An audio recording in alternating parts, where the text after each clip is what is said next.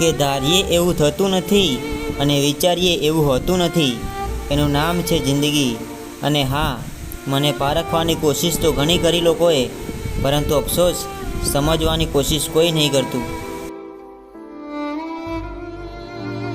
સાહેબ, હું દુનિયામાં એક એવો માણસ છું ને કે જો કોઈ સંબંધ નિભાવી જાય ને તો જીવ પણ આપી દઉં, અને જો એકવાર એમના પરથી મન ઉઠી જાય ને તો ઓળખવાથી પણ ઇનકાર કરી દઈશ. એકલા હતા અને એકલા જ રહીશું. હવે કોઈની ઉમ્મીદ પણ નથી અને હવે કોઈની જરૂર પણ નથી.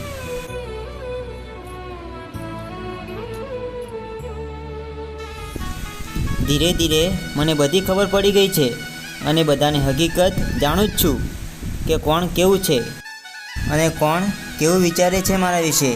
કેમ કે હું શાંત જરૂર છું પણ આંધળો નહીં.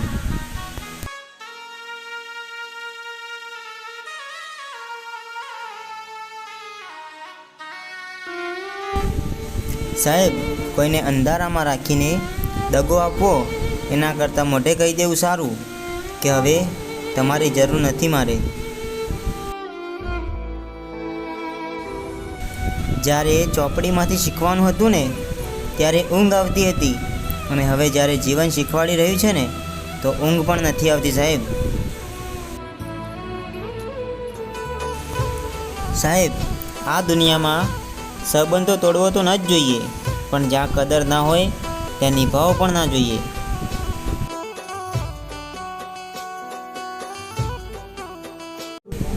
આ તો અવાજના કારણે કાગડાને બદનામ થવું પડ્યું વડીલ. બાકી કાળા કામ તો કોયલ જ કરે, કાગડા નહીં. વિશ્વાસની વાત ના કરીશ દોસ્ત, કેમ કે મેં એક વ્યક્તિ પર વિશ્વાસ મૂકીને મારી આખી જિંદગી બરબાદ કરી નાખી છે.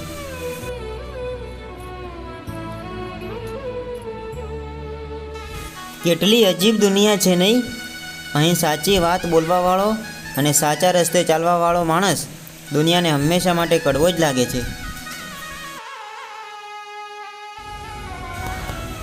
કોઈના વગર કંઈ અટકતું નથી વડીલ, મારા વગર પણ નહીં. અને હા, તમે આ બધું વહેલું સમજી જશો ને તો જિંદગી જીવવાની મજા કંઈક અલગ આવશે.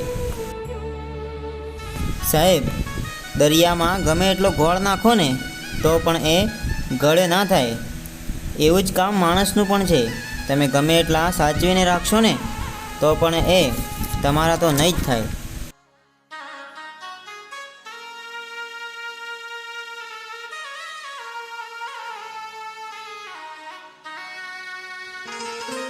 ના ફાવે તો મેદાન છોડી દેવું વડીલ, પણ જ્યાં રહો ત્યાં વફાદાર રહો. ડબલ ઢોલકીમાં આ દુનિયામાં કોઈ આગળ આવ્યું નથી, એટલા માટે હવે વહેલા સમજી લો.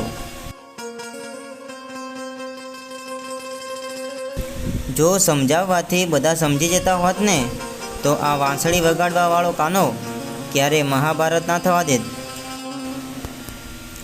આ દુનિયામાં ઘમંડ એને જ હોય જેને વગર મહેનતે બધું મળી ગયું હોય.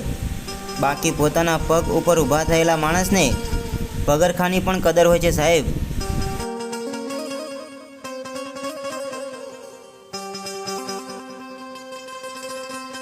અહીં લોકો પોતાની ભૂલ નથી માનતા ને તો એ આપણને તે શું સમજવાના.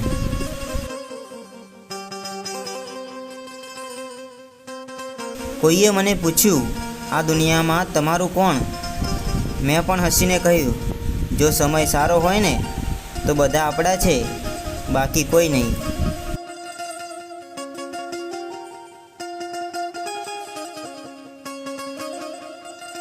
સાહેબ, ખબર નહીં આ સંબંધોમાં કયા પ્રકારનું ગણિત હોય છે. કોઈના માટે તમે ગમે એટલું કરો ને તો પણ છેલ્લે સરવાળો તો શૂન્ય જ ગણાય છે.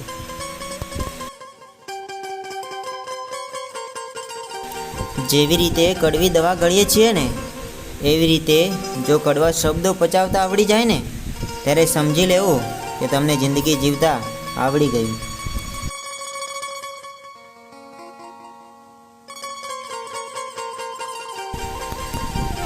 જે વ્યક્તિ સાચો હોય છે ને સાહેબ, એમની પાસે કોઈ સબૂત કે કોઈ સાક્ષી નથી હોતી, પણ એમનો કેસ પોતે કુદરત લડે છે.